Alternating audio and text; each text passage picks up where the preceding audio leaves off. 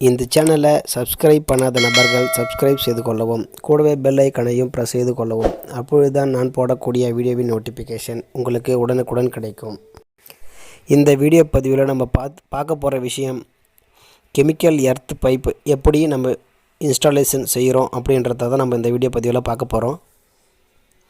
அதுக்கு ஃபஸ்ட்டு நம்ம எலக்ட்ரிக்கல் கடைகளில் ரெடிமேடாக கிடைக்கக்கூடிய 3 அடி 5 அடி 10 அடி அப்படின்ட்டு எலக்ட்ரிக்கல் கடைகளில் ரெடிமேட் கெமிக்கல் எர்த்து பைப் கிடைக்கிது.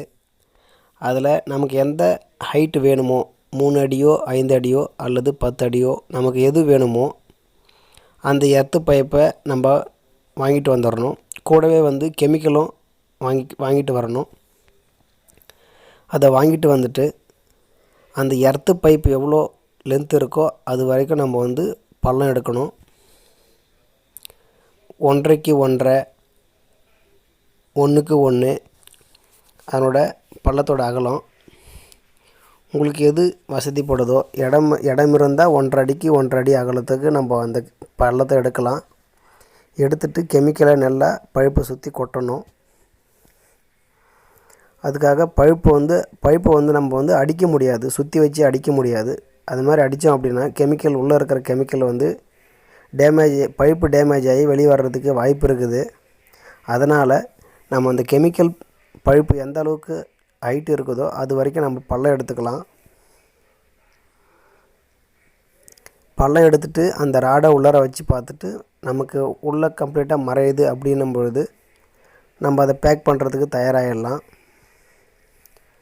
அந்த பைப் மேலே கம்பெனி லேபிளோ அல்லது ஸ்டிக்கரோ ஒட்டியிருக்கிறாங்க. அதை நம்ம ரிமூவ் பண்ணிவிட்டு அந்த எர்த்து பைப்பை உள்ளார புதைச்சிடலாம். அப்போ தான் நமக்கு அந்த எர்த்து கண்டக்டிவிட்டி கரெக்டாக கிடைக்கும் அப்படின்பதற்காக தான் அந்த மேலே இருக்கிற பைப்பை எலக்ட்ரிஷியன் சுரண்டி எடுத்துகிட்டு இருக்கிறாரு.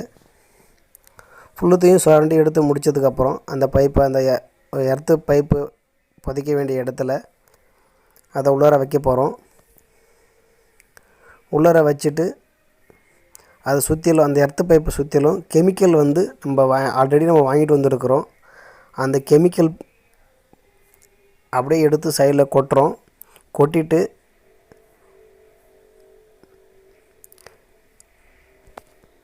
பேக்கிங் அப்படியே மண்ணை தள்ளி க்ளோஸ் பண்ணிவிட்டு வர வேண்டியது தான். இந்த எர்த்து பைப்பை சுற்றி எந்த அளவுக்கு நம்ம அந்த கெமிக்கலை பேக் பண்ணுறோமோ அந்த அளவுக்கு நமக்கு எர்த்து லீக்கேஜ் இருந்தால் கரெக்டாக பூமியில் பாஸ் ஆகிடும், நமக்கு ஷேக் அடிக்காது.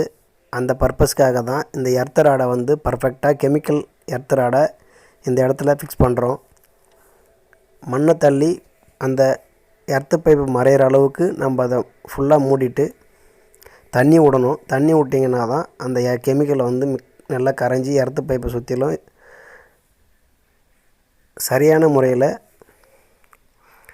எர்த்து லீக்கேஜை பர்ஃபெக்டாக எடுத்து கொண்டு போய் பூமியில் சேர்க்கும். தேங்க்யூ ஃபார் வாட்சிங்.